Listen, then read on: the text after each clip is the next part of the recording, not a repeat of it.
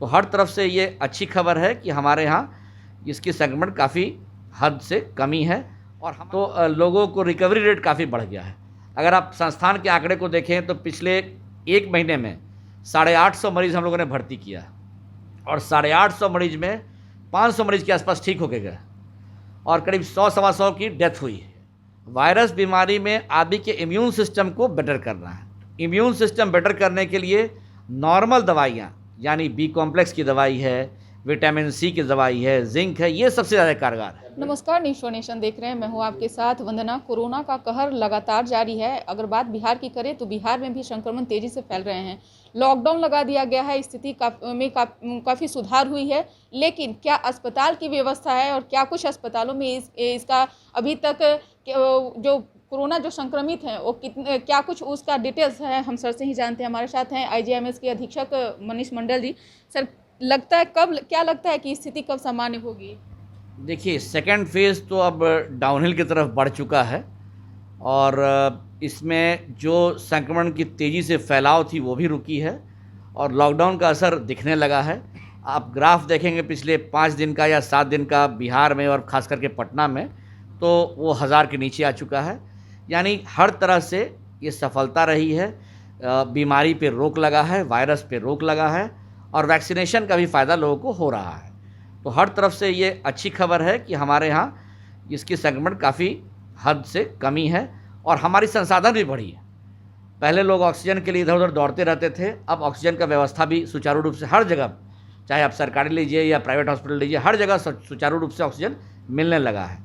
तो लोगों को रिकवरी रेट काफ़ी बढ़ गया है। अगर आप संस्थान के आंकड़े को देखें तो पिछले एक महीने में 850 मरीज़ हम लोगों ने भर्ती किया और 850 मरीज में 500 मरीज के आसपास ठीक होके गए और करीब 100-125 की डेथ हुई है। तो 50% से ऊपर रिकवरी रेट हमारे संस्थान का है और हमारे संस्थान में हर जगह से लोग आते हैं, बिहार के अंदर हर ज़िले से लोग आते हैं। तो रिकवरी रेट काफ़ी पहले से बेहतर हुआ है। अब लेकिन ये है कि हमें अगले वेव की तैयारी करनी है। अगर हमारे पास ये जानकारी है कि अगला वेव बच्चों पे और टीनेजर्स पे आ गया तो उसके लिए तैयारी माकूल होनी चाहिए और संस्थान में पूरी तैयारी हमारे करके रखी है। हम लोगों ने एक फ्लोर पूरा डेडिकेट कर दिया है बच्चों के लिए, उसमें सिर्फ बच्चे ही एडमिट होंगे और साथ में उसकी ICU की व्यवस्था भी है। अगर बहुत छोटा बच्चा है जिसको बोलते हैं नियोनेटल्स, उसके लिए NICU की व्यवस्था भी है, साथ में वेंटिलेटर की व्यवस्था भी है। अगर कोई बच्चा है बहुत छोटा है और उसे वेंटिलेटर की ज़रूरत है तो उसको दर दर ठोकर खाने की ज़रूरत नहीं है, वो संस्थान में हम लोग माकूल उसका इलाज के लिए सक्षम है। जो ट्रीटमेंट किया जा रहा है कोरोना पेशेंट पे, वो कितना कारगर हो रहा है? कौन कौन सी दवा है जो कि अभी ज़्यादातर जो लोगों को लग रहा है कि हमको उससे ज़्यादा फायदा हो रहा है? देखिए, ये वायरस बीमारी है। वायरस बीमारी में आदमी के इम्यून सिस्टम को बेटर करना है। इम्यून सिस्टम बेटर करने के लिए नॉर्मल दवाइयाँ यानी बी कॉम्प्लेक्स की दवाई है, विटामिन सी की दवाई है, जिंक है, ये सबसे ज़्यादा कारगर है। इसके ऊपर सेकेंडरी इन्फेक्शन अगर होता है तो उसमें डॉक्सीसाइक्लिन एजिथ्रोमाइसिन दवाई पहले से चली आ रही थी, बाद में उसमें आइवरमेक्टिन ऐड हुआ और उसमें जो नया संक्रमण आया है फंगस का, तो एंटी फंगल दवाई शुरू की गई है। एंटी फंगल दवाई 2 तरह की होती है, एक इंजेक्शन होता है और एक टैबलेट होता है। दोनों कारगर हैं। हाँ, सीरियस हो तो इंजेक्शन सबसे पहले देना चाहिए ताकि उसकी कारगरता जल्दी और सुचारू रूप से इलाज हो सके। सर, ये कोरोना अब तक के थमने का नाम नहीं ले रहा है, तब तक कि अब दूसरी बीमारी ने भी दस्तक दे दी है, ब्लैक फंगस। क्या है और इससे कैसे लोग बचाव करें? देखिए, घबराने की ज़रूरत नहीं है। ये ज़रूरत है कि लोग इसको हल्के में ना लें। अगर कोई अपने घर पे है और कोविड नेगेटिव हो चुका है और उसे लग रहा है कि आँख में जलन हो रही है या आँख में लालीपन आ रही है, तो हो सकता है कि वो फंगल इन्फेक्शन हो। तो ऐसे लोगों को तुरंत जो नज़दीकी स्वास्थ्य केंद्र है जहाँ कोरोना का इलाज हो रहा है वहाँ जाके दिखाने की ज़रूरत है ताकि उसको शुरुआती दौर में पकड़ा जा सके और इलाज जल्द से जल्द किया जा सके। क्या कुछ उसका इलाज है? कैसे कोरोना पेशेंट में ही देखा जाता है या फिर और भी नॉर्मल लोगों में भी ये बीमारी होती है?